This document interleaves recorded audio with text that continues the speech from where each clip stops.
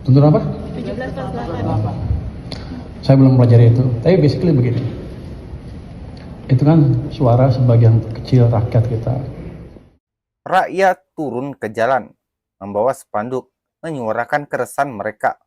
Tuntutan demi tuntutan dibacakan lantang, tentang upah layak, tentang PHK massal, tentang masa depan ekonomi yang makin terasa suram.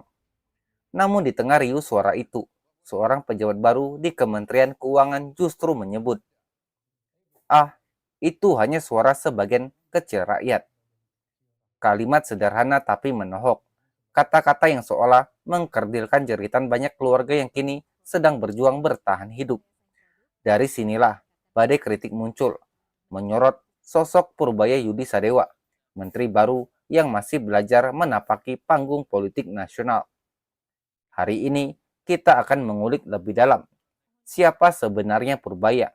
Apa itu tuntutan 17 plus 8 yang kini jadi bendera perlawanan rakyat? Dan apakah benar semua tuntutan itu bisa hilang begitu saja hanya dengan janji pertumbuhan ekonomi 7%?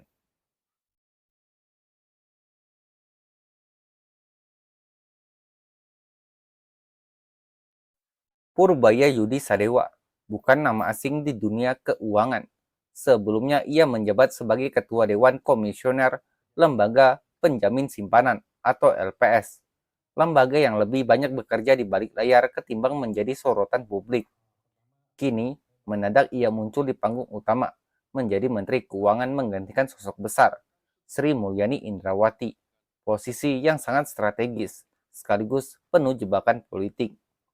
Pertama, depan teman-teman wartawan, saya ingin sekali lagi mengucapkan terima kasih kepada Ibu Sri Mulyani yang prestasinya luar biasa, berhasil membangun fondasi yang kokoh untuk fiskal Indonesia selama beberapa puluh tahun terakhir. Mudah-mudahan saya bisa meneruskan apa yang Ibu sudah buat di masa-masa lalu, Ibu, dan saya mohon doanya dan bimbingan terus ke depan. Yang kedua apa ya?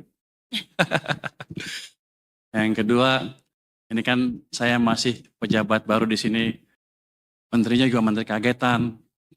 Jadi kalau ngomong, katanya, kalau kata Bu Sri Mulyani, gayanya koboi. Waktu di LPS sih nggak ada yang monitor, jadi saya tenang. Ternyata di keuangan beda, Bu. Salah ngomong, sudah pelintir sana-sini. Jadi saya kemarin kalau ada kesalahan, saya mohon maaf, ke depan akan lebih baik lagi. Dalam pertemuan dengan wartawan usai serah terima jabatan, Purbaya berkata jujur, ia masih menteri kagetan. Ia bahkan bercanda menyebut dirinya bergaya koboi, sebagaimana dulu pernah diingatkan oleh Sri Mulyani. Tapi gaya koboi inilah yang justru memunculkan masalah. Dalam konferensi pers pertamanya, Purbaya menyebut gerakan tuntutan 17 plus 8 hanya suara sebagian kecil rakyat. Tuntut apa? 17 plus 8. Saya belum pelajari itu. Tapi basically begini. Itu kan suara sebagian kecil rakyat kita. Kata-kata itu terdengar meremehkan, seolah demonstrasi buruh, mahasiswa, dan masyarakat sipil hanyalah gangguan kecil yang bisa diabaikan. Pernyataan itu pun viral di media sosial. Potongan video ucapan Purbaya beredar luas, memancing amarah publik. Banyak yang berkata, bagaimana mungkin seorang menteri keuangan tidak peka terhadap suara rakyat?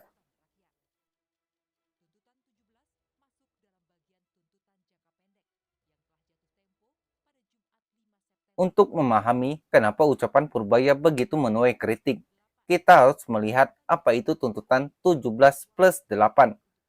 Gerakan ini lahir bukan dari ruang hampa.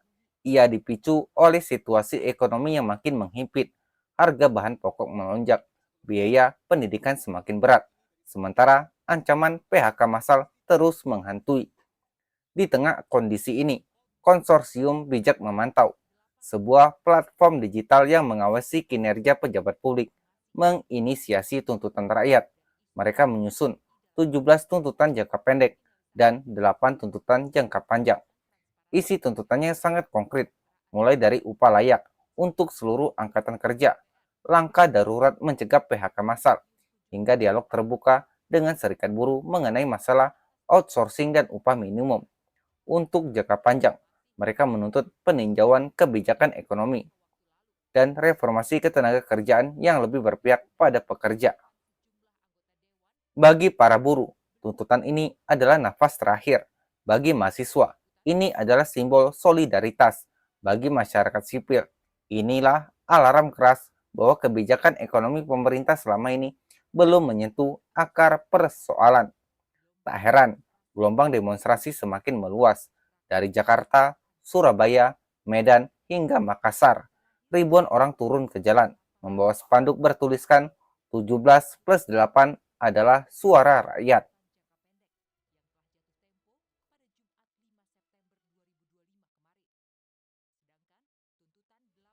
Itu kan suara sebagian kecil rakyat kita. Kenapa? Mungkin sebagian ngerasa terganggu hidupnya masih kurang ya. Once saya ciptakan pertumbuhan ekonomi 6%, 7%, itu akan hilang dengan otomatis. Mereka akan sibuk cari kerja dan makan enak dibandingkan mendemo.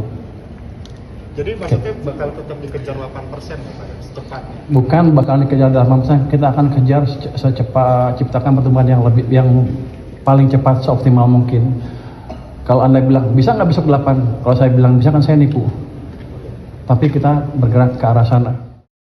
Menanggapi kritik, Purbaya berusaha menjelaskan, menurutnya tuntutan itu wajar karena ada sebagian masyarakat yang merasa hidup belum cukup baik.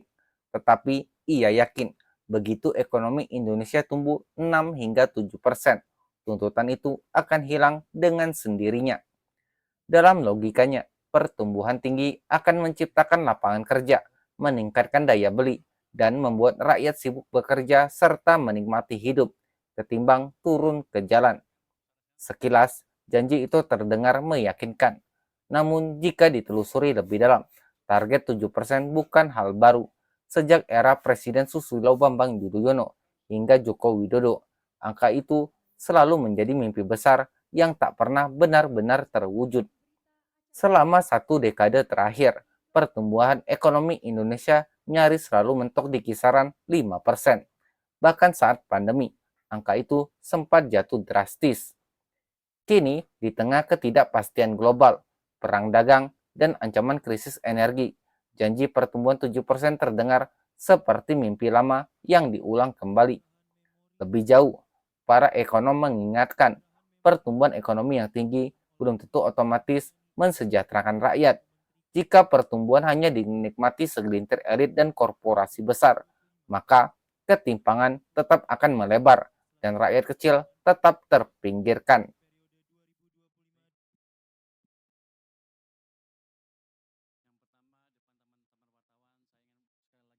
Jadi saya kemarin kalau ada kesalahan, saya mohon maaf, ke depan akan lebih baik lagi. Yang ketiga, ini kan saya baru di sini, yang jelas saya akan berusaha semaksimal mungkin, nanti minta juga petunjuk Ibu Sri Mulyani, supaya kebijakan fiskal kita bisa bagus, dan ekonomi secara keseluruhan bisa tumbuh lebih baik lagi.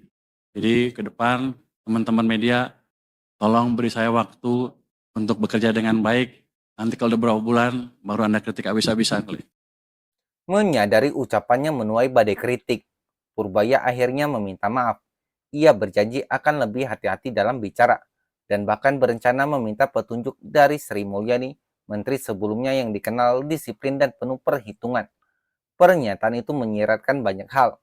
Pertama, bahwa Purbaya sadar dirinya masih harus belajar mengelola komunikasi politik.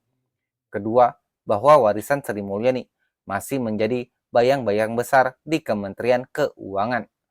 Namun bagi rakyat, permintaan maaf saja tidak cukup. Gelombang demonstrasi masih berlangsung.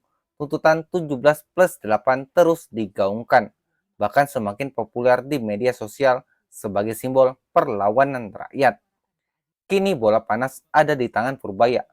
Apakah ia akan membuktikan dirinya sebagai menteri yang mampu menjawab keresahan publik, atau justru tenggelam dalam blunder kata-kata dan janji ekonomi yang sulit terwujud?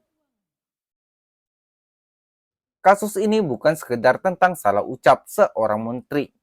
Ia mencerminkan bagaimana elit politik seringkali gagal memahami denyut nadi rakyat. Rakyat tidak butuh janji pertumbuhan ekonomi. Mereka butuh kepastian kerja, upah layak, harga terjangkau, dan kebijakan yang berpihak pada mereka. Pertanyaannya, apakah tuntutan 17 plus 8 benar-benar hanya suara kecil? Atau justru jeritan mayoritas yang selama ini diabaikan? Silakan tulis pendapat Anda di kolom komentar. Apakah Anda percaya janji pertumbuhan 7% bisa menyelesaikan masalah? Atau Anda justru merasa tuntutan rakyat harus didengar lebih serius? Jangan lupa untuk like, share, dan subscribe agar Anda tidak ketinggalan liputan investigatif mendalam kami berikutnya. Karena di balik setiap pernyataan pejabat, selalu ada cerita besar yang mempengaruhi hidup kita semua. Sampai jumpa di video berikutnya. Stay waras di dunia yang semakin gila.